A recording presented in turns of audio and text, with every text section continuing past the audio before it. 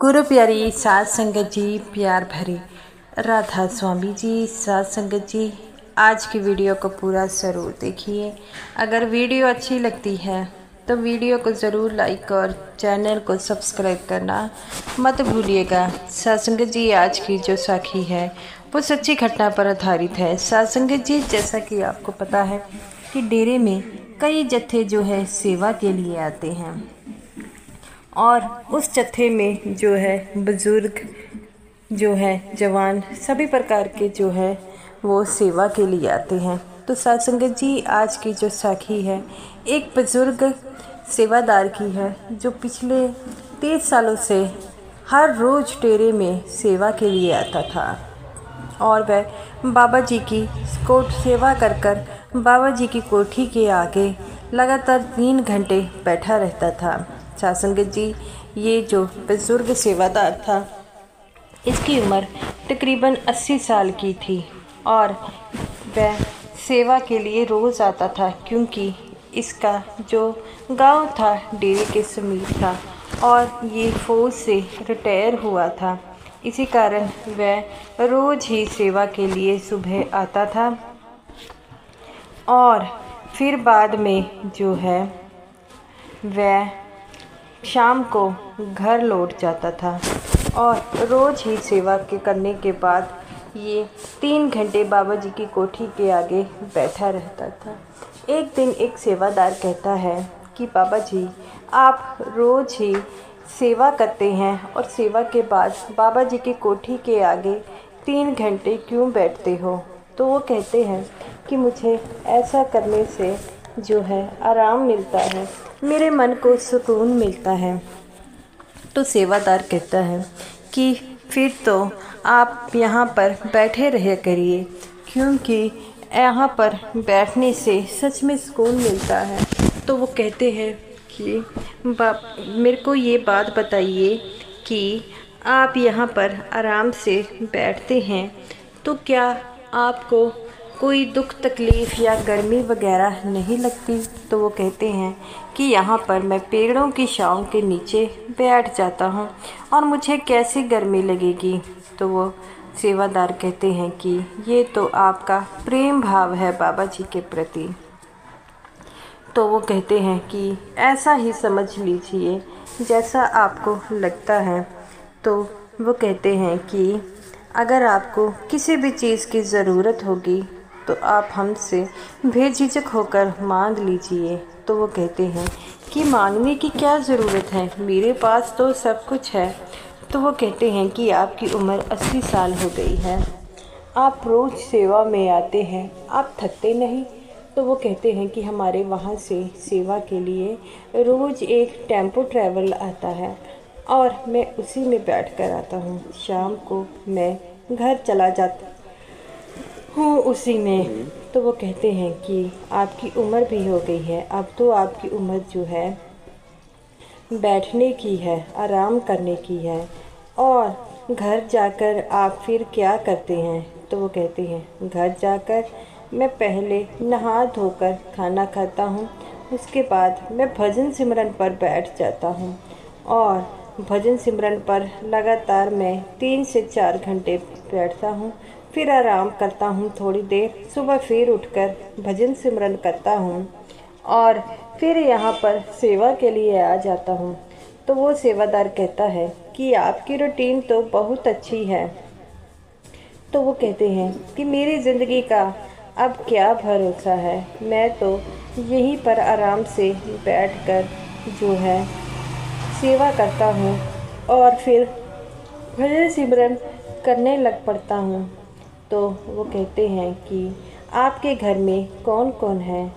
तो वो कहते हैं कि मेरे घर में मेरी बीवी बच्चों की अब शादी हो गई है, अब तो पोते पोते भी बहुत बड़े हो गए हैं।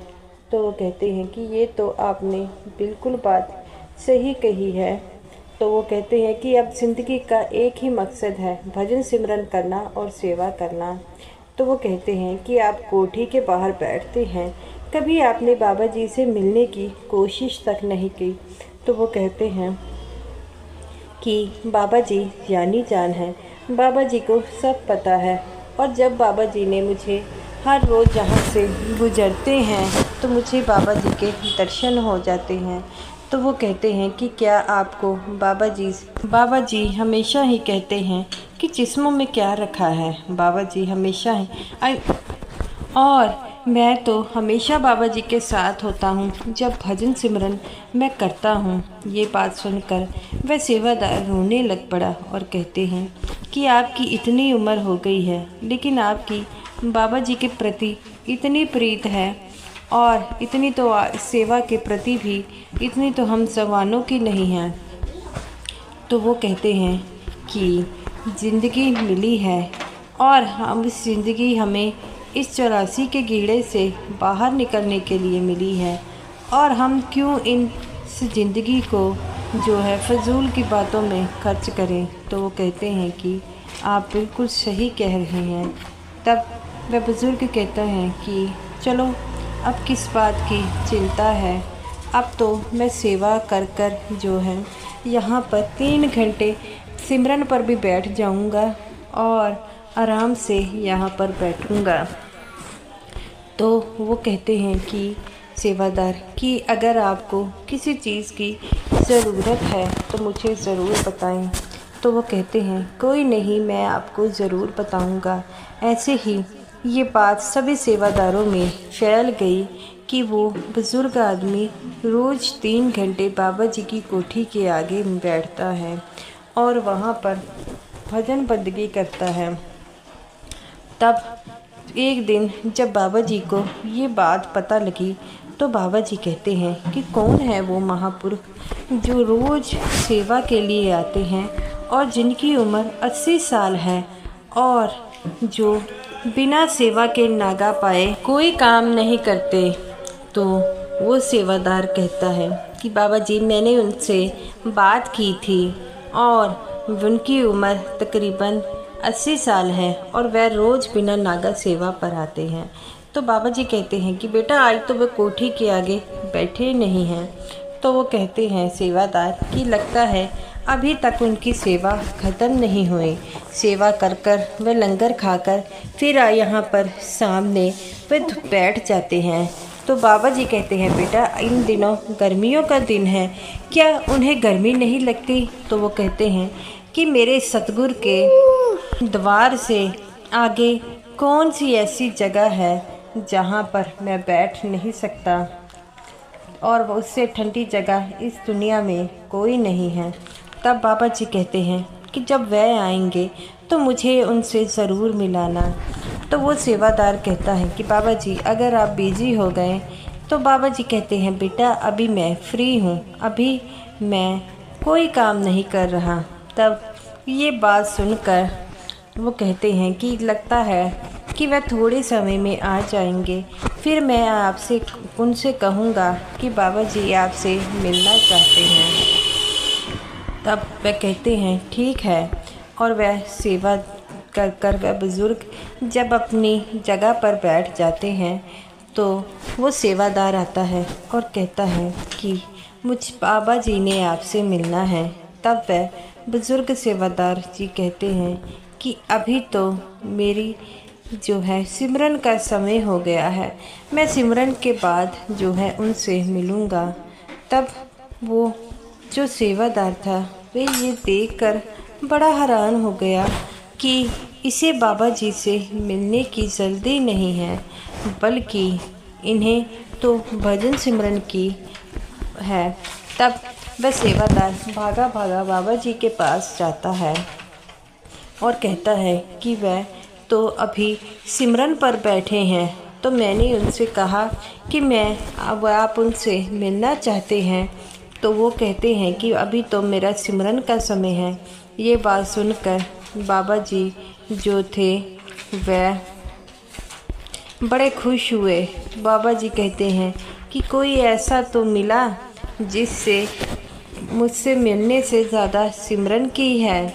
तब बाबा जी कहते हैं कि बेटा कोई बात नहीं, जब वह उठेंगे तो हम उनसे मिल लेंगे।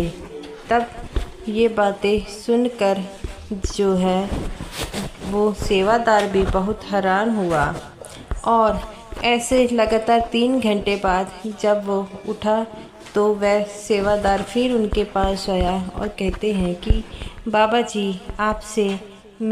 बाबा जी ने आपको बुलाया है।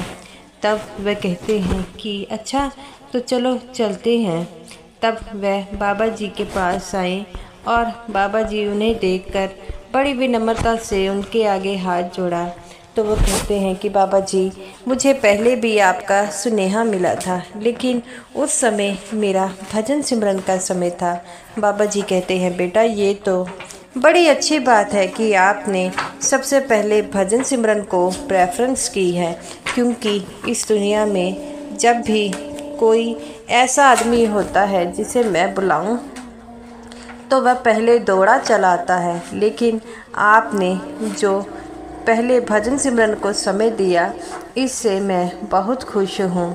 तब वह कहते हैं कि बाबा जी, ऐसा ही है, आप ही तो कहते हैं कि पहले भजन सिमरन पर ध्यान दीजिए। बाबा जी कहते हैं कि ये तो आपने बिल्कुल सही कहा है, और भजन सिमरन पर जो पहले ध्यान देगा वही तो मेरे और जो मुझसे मिल सकेगा। तो वो कहता है बाबा जी, आपसे मिलना तो मैं आपको रोज़ मिलता हूँ, वो भी भजन सिमरन में, और आपके रूहानी दर्शन होते हैं। ये बातें सुनकर बाबा जी कहते हैं कि आपने बिल्कुल सही कहा। इन बातों से बाकी सेवादारों की आंखों में पानी आ गया। बाबा जी कहते हैं बेटा, जो भजन सिमरन होता की ताकत है, जो भजन सिमरन करेगा वो सत्संगी कभी मुझसे जुदा नहीं होगा, क्योंकि भजन सिमरन के जरिए वह मुझसे हमेशा जुड़ा रहेगा। लेकिन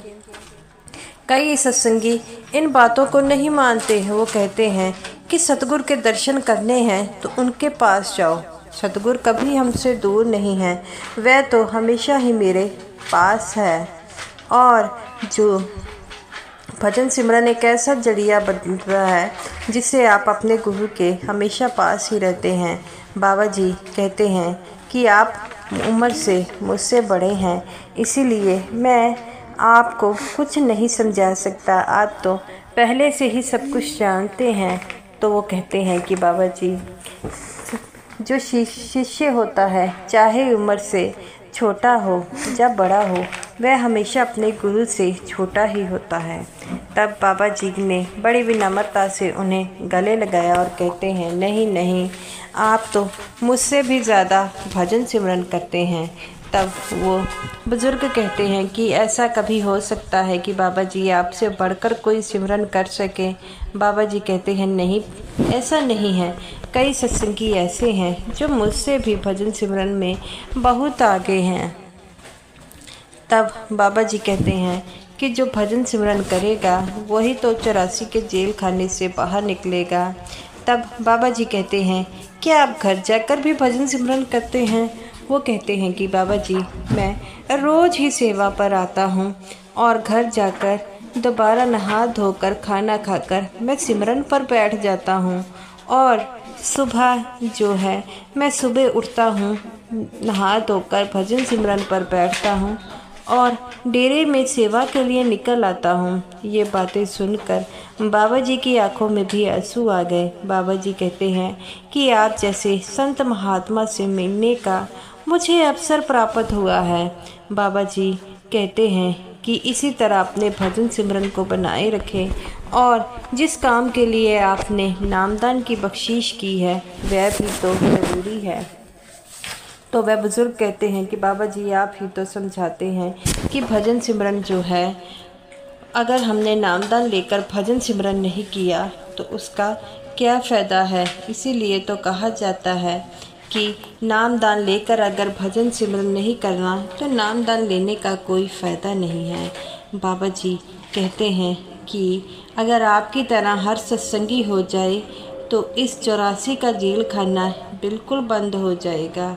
तो गुरु प्यारी साध संगत जी, बाबा जी हमेशा ही हमें भजन सिमरन के लिए कहते हैं, लेकिन हम ये बात टाल देते हैं और कहते हैं हमारे पास समय नहीं है। समय तो हमारे पास बहुत है, लेकिन हम मन के चक्करों में फंसे हैं।